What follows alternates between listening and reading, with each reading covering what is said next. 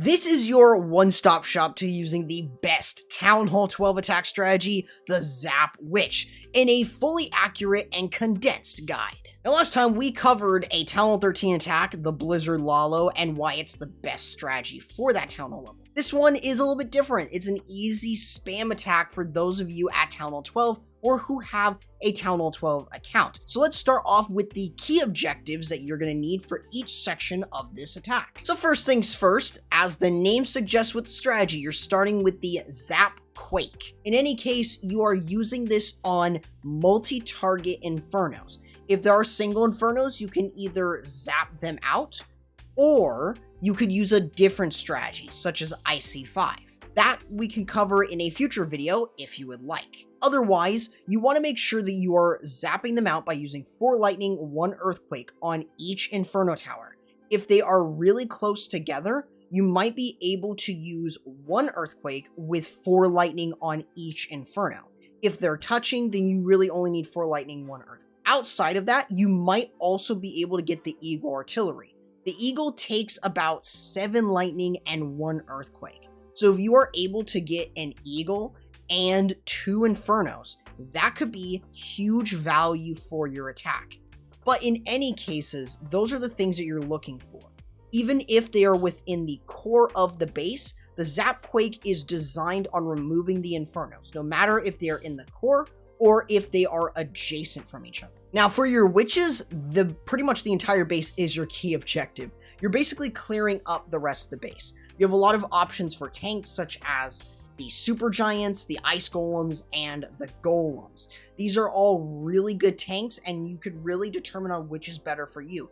In my personal opinion, the super giants provide a lot more bang for your buck, so I'd recommend you boosting them up if you are a Town Hall 12. Outside of that, you're really just making sure to get to the Eagle, the 3rd Inferno Tower, and the Town Hall as your main priorities. These 3 buildings are by far one of the most dangerous, and for witches, you need to make sure that you are removing them quickly. Otherwise, you should have a very easy time with your spells, considering you should be able to bring a poison in order to deal with the enemy clan castle. Otherwise, you'll be able to more easily move through the base. Now with army composition and clan castle, the Zap Witches is really diverse in the way that you're able to choose a different army comp to suit you. If you like super giants, you can use them. If you prefer golems and having more witches, you might want to go that, or you might want to just go ice golems, which provide a free freeze spell. Otherwise, the clan castle troops is pretty diverse as well, from the use of an ice golem and P.E.K.K.A, which is my personal favorite, alongside the use of the Electro Titan if you want to use that. It really does wonders at clearing up skeleton traps, but also dealing with enemy clan castle troops and headhunters. But another one is the Double Yeti, which is another really good type of CC. Otherwise, it's always the same, a poison and freeze, which is really going to help you get much more from the base. And of course, it's going to help you in dealing with the enemy clan castle troops. Usually, if you are hitting a base as an anti-3, you're looking for 2 multi-infernos on opposite sides from each other. This also includes something such as Inferno Islands, which make it really easy for you to move through. Otherwise, just find an angle to where you can get to the 3rd Inferno Tower, whether it's single or multi, it doesn't matter, alongside the Eagle Artillery and the Town Hall. Otherwise, that should allow you to more easily move through the base and get some really good value. You should also try to make sure that you're able to deal with the enemy clan castle troops with that poison and freeze, which is going to make it far easier for you.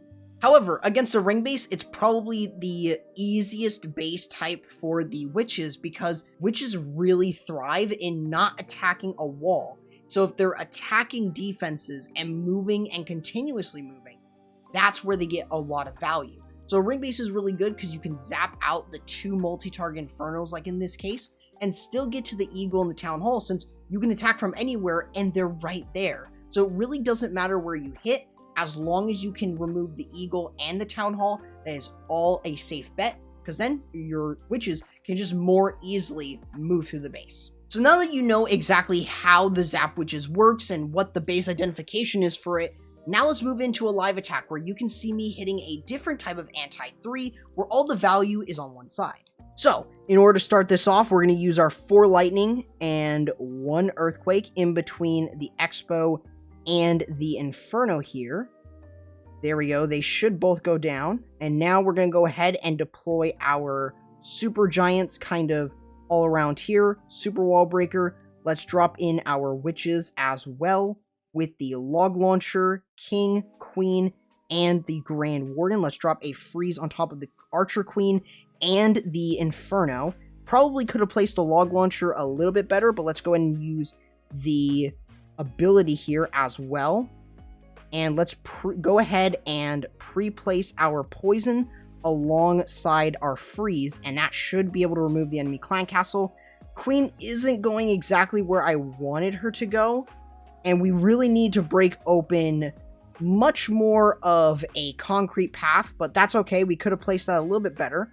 Let's use our king ability, kind of get through that top side of the base. We have the ice golem alongside a P.E.K.K.A with the witches kind of moving in. So we've got enough kind of momentum driving through here. And this is not looking too bad. I think we're going to be able to get the town hall down thanks to the P.E.K.K.A. Archer Queen's going to continue to work her way through. There you go. Even with a poorly placed log launcher, it actually worked out in our favor for the 3-star. But again, this just goes to show that Zap Witches is by far really strong. And this is just a great way to deal with bases where you have all of that value on either one side or the other. So that is something that you'll want to consider. Now, of course, there are going to be some mistakes that you might make which could hinder your 3-star potential. While it is an easy strategy, if you miss the lightning spell value on the Inferno, you're going to have to find some way to fix it. So even though you want to try and get a lot of other structures, make sure it's close enough to the Inferno in order for you to remove it. It is still possible for you to get to the Inferno and get rid of it, but keep in mind that that would require your heroes and or clan castle troops to help get through that more effectively. Outside of that, the other option that you have in terms of helping you fix your attack is bringing a super wall breaker, like I mentioned. If you don't bring one, more often than not, one side of the base is going to get completely safe. It's going to be safe from your witches because they're just going to be able to shoot down the witches after they clear all the skeletons. So bringing a super wall breaker allows some of your tanks to start moving up and actually being able to tank for the witches. And that should allow you to have a lot of great value.